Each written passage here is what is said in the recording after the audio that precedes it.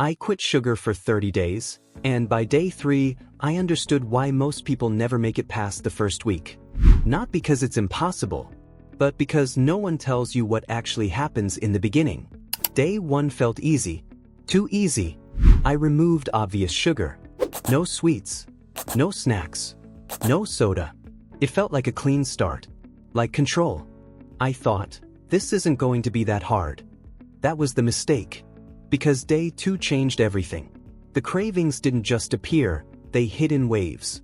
Not constant hunger. Something different. Specific cravings. Sugar cravings. And they don't feel optional. They feel urgent.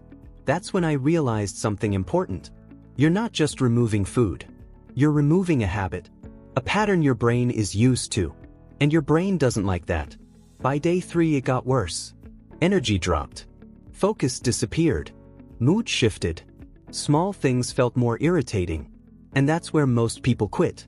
Because it feels like something is wrong. But here's the truth. Nothing is wrong. Your body is adjusting.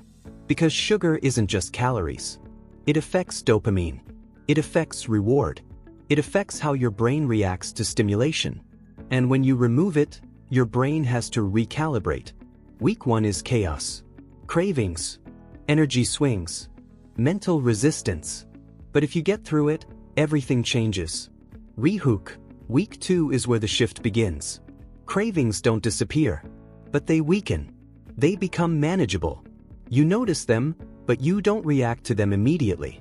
And that's control. Energy stabilizes. No more spikes. No more crashes. Just consistency. And that's something most people don't experience, because they never make it past week 1.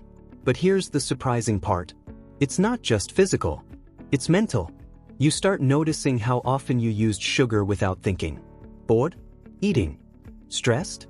Eating. Tired? Eating. And once you see that pattern, you can't unsee it. By week 3, the physical changes become noticeable. Not dramatic, but real. Less bloating.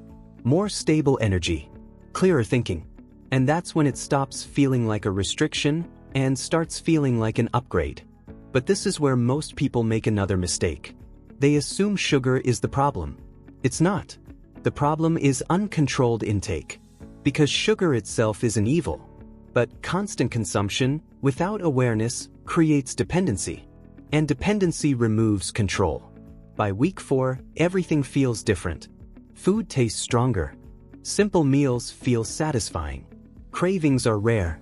And when they appear, you recognize them immediately. Not as a need, but as a habit. And then comes the final realization. Quitting sugar didn't just change my diet. It changed my behavior. Because once you control one habit, you can control others. And that's the real transformation. Not weight. Not appearance. Control. Because control leads to consistency. And consistency leads to results.